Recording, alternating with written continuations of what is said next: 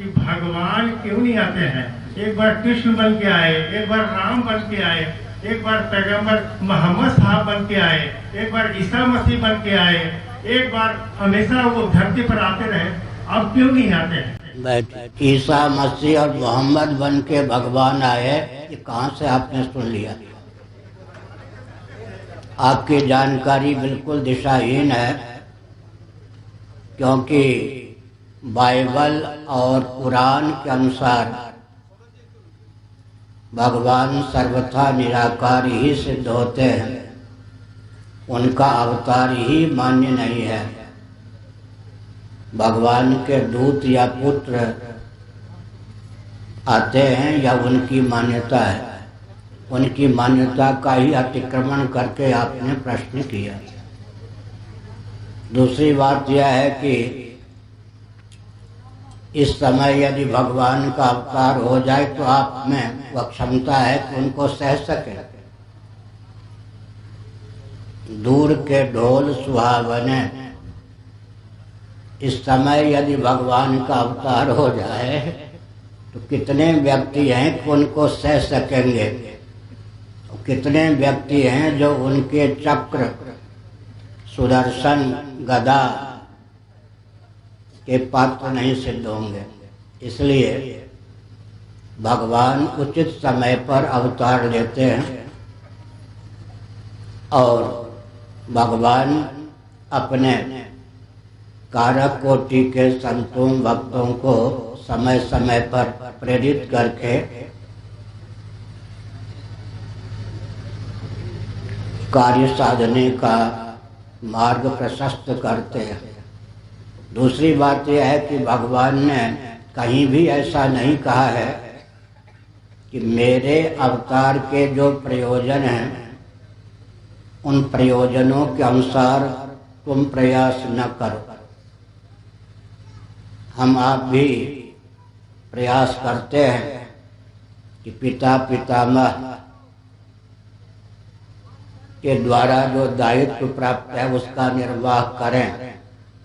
प्रेरणा लेनी चाहिए भगवान के अवतार से कि जब भगवान अवतार लेते हैं तो विप्र, धेनु, सुर, संत की रक्षा के लिए वे भी बहुत यातना सहते हैं।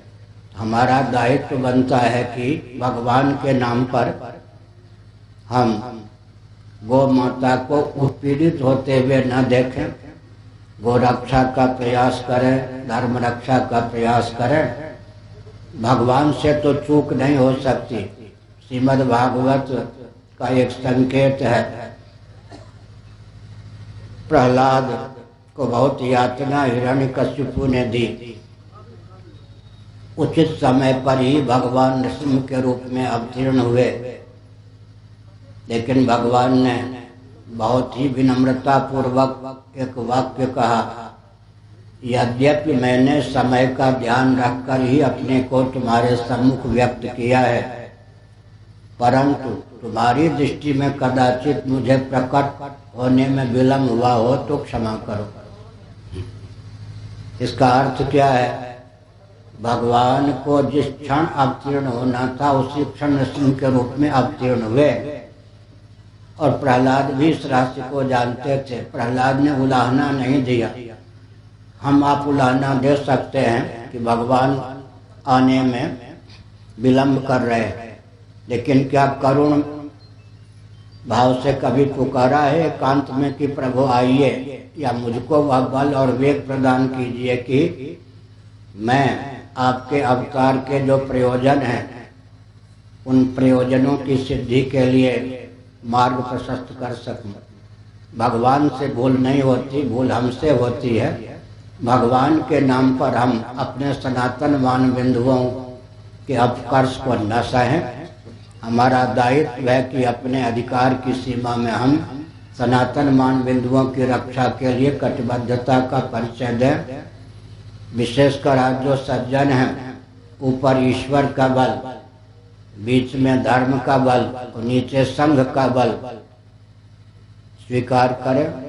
न ईश्वर का बल, न धर्म का बल, न संघ का बल, तो पिस जाएंगे।